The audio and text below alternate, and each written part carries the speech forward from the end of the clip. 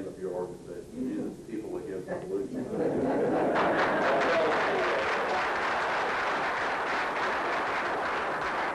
People of all faiths are feeling the grassroots enthusiasm and insistence by people all across this nation that we respond to the environmental crisis.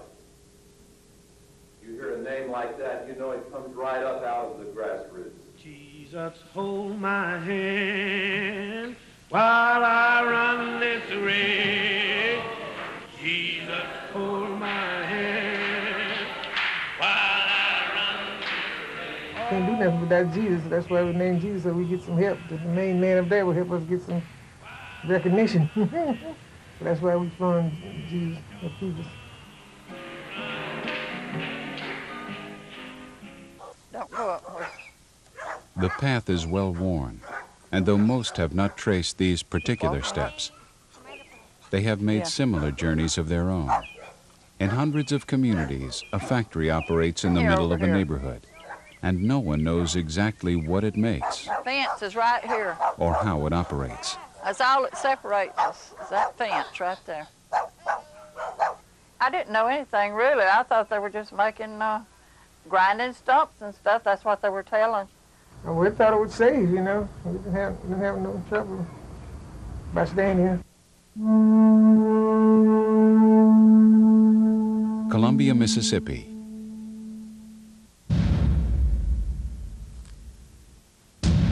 Close to this site, Superfund site. Drop them in the hole and cover them up. Otherwise, if you get that stuff on you, it would eat you. Beginning in the 1930s, a corporation called Southern Naval Stores operated a factory on a 101-acre site in the middle of the city.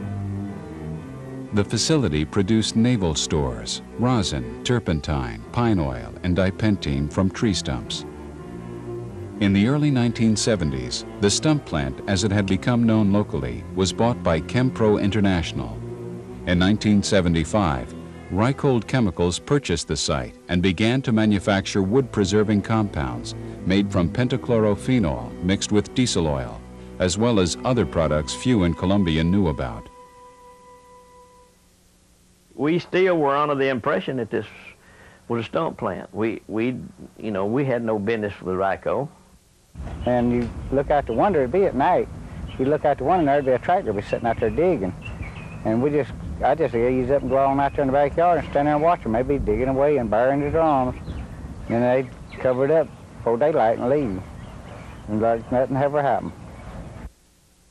My operators told me that Mr. Susanoo directed them to bury drums with materials in it. I went out, too, with my equipment a little before the fire. We buried those drums. Deposition of George D. Bird, owner and operator of the George Bird Bulldozer Company, November 18th, 1986. A small office fire in early 1976 alerted Dwight Wesley Jr., Columbia's new fire chief, that something different was going on at the Reichhold plant, something dangerous. Well, there were numerous large tanks. I'm going to say 10,000-gallon tanks. I think they were either 7 or 10. In addition to several 100-gallon tanks, in addition to rows and rows and stacks of 55-gallon drums containing xylene, epichloride, formaldehyde, DMA. And from the results of this small fire, and with the size of the storage of all of this chemical, we became aware that this was a potential for a very large, hazardous problem area. The problem became real at 9:30 a.m. one morning in early March 1977. Beautiful morning, and out of a clear blue sky, this very large explosion. The sound was not that great, but the vibration was terrific. So I ran in the back door and hollered to all of the men to dress and turn out, and no sooner had I said this, the telephone started ringing, both phones, emergency phone and the regular phone. and we got the call that Ryco had blown up. It just blew all at once. I tell you, it was awful. There was flames and smoke everywhere. My house just shook off the block, broke the windows. But we got out of here and we went down by Trinity Church. And that's where they told us to stay until we hear from them later on, so we did. And when we come back in here, it was just different when we come back because you could smell the stuff all over the place. It was up. Under the direction of Fire Chief Dwight Wesley, over 100 Columbia and other area firefighters brought the fire under control. But the explosion and fire had so severely damaged the facility that soon afterward, Reichhold abandoned the site. George Bird's company was hired to dispose of the large amount of abandoned chemicals. After the explosion in March of 1977, I was called by Reichhold to clean up the dismantling of that facility. After the fire, there were more chemicals buried on that property. The warehouse burned, and we started hauling off sacks of materials that had been water damaged. We hauled and buried stuff on the northeast side of the plant site, in the area of the big open field. Deposition of George Bird, November 18th, 1986. Well, when they started moving it, so a couple of sacks busted. They was just putting dirt on top of it. They wouldn't burn it no one like about 2-3 feet deep. I buried a lot of drum back there in the place they call the Pecan Orchard. Back there in the southeast side of the site. They had one guy down there told me not to let none of that stuff get on me, but he still didn't tell me what it was all about.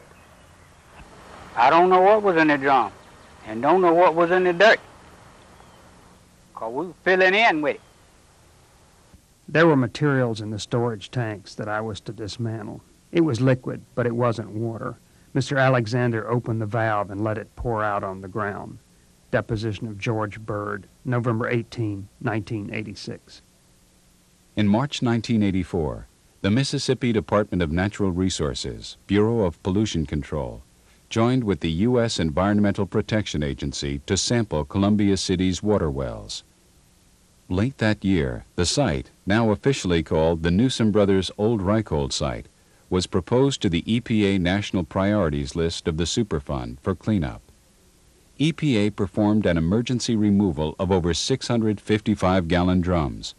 In 1986, the Reichhold site was proposed for final listing on the Superfund's National Priorities List.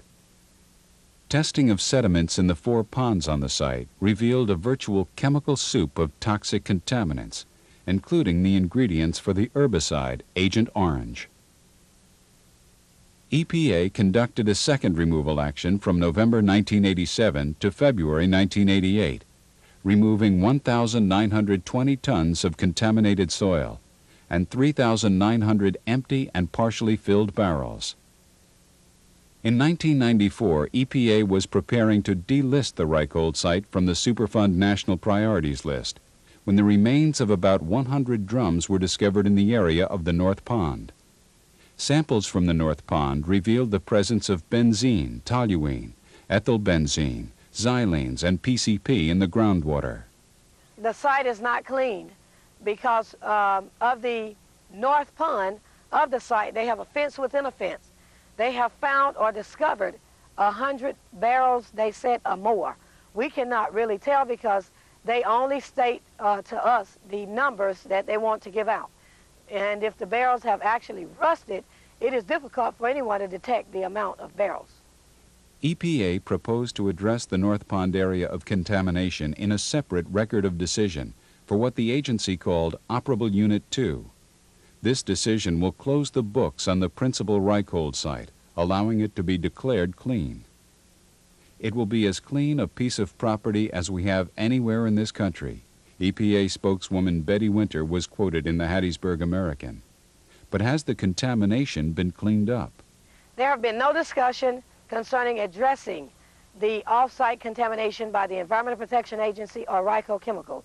I feel that basically they want to cover all of this up and just hope that the problem would just go away and the people would die out and go away as well.